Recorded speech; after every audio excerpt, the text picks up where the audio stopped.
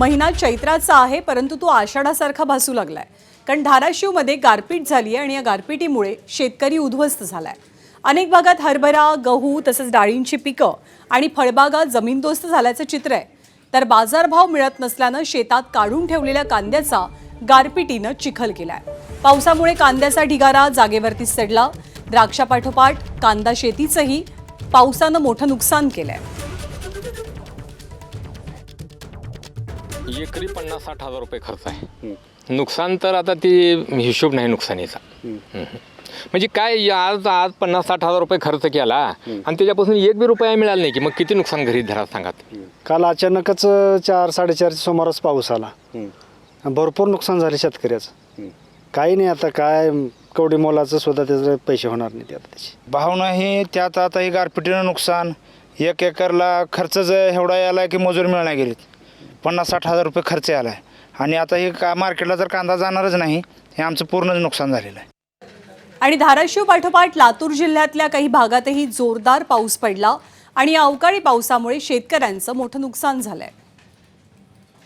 ही दृश्य लातूरमधली आहेत. अवकाळी पावसामुळे धावाधाव तर झाली, परंतु शेती पिकांचं मोठं नुकसान झालंय.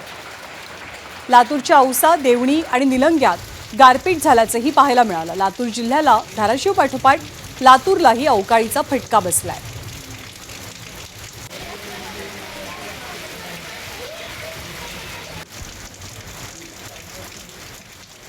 आणि केवळ पाऊसच बरसला नाहीये, तर अनेक ठिकाणी गारपिटीचा तडाखा सहन करावा लागतोय. धाराशिवमध्ये जाणाऱ्या सोलापूर हैदराबाद राष्ट्रीय महामार्गावरच्या नळदुर्ग जवळ गारपीट झाली आणि राष्ट्रीय महामार्गावरती गारांचा खच कसा पडलेला त्याची सुद्धा ही दृश्य आपण पाहतोय.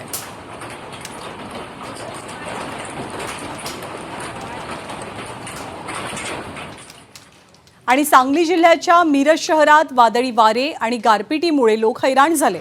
दिवसभर उष्ण वातावरण होतं आणि त्यानंतर मात्र जोरदार पाऊस बरसू लागला. त्यामुळे सांगली शहराला सुद्धा पावसाचा तडाखा बसलाय. केवळ पाऊसच नाही तर गारपिटीनं सुद्धा नागरिकांना मेटाकुटीला आणलं.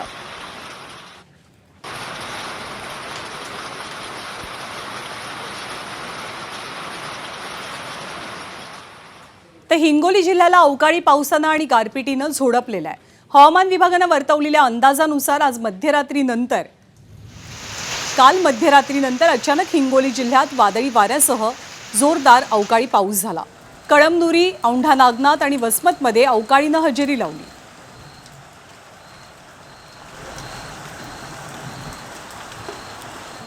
तर बारामती तालुक्याला सुद्धा अवकाळीचा फटका बसला. जिरायती शेती असलेल्या भागात गारपीट आणि अवकाळी पाऊस झाल्यामुळे शेतकऱ्यांचं अतोनात नुकसान झालंय.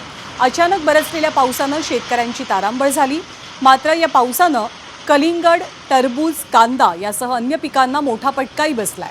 खरं तर एकीकडे शेतमालाला भाव नाही आणि अवकाळीमुळे शेतकरी आता हैराण झालाय, त्रस्त झालाय.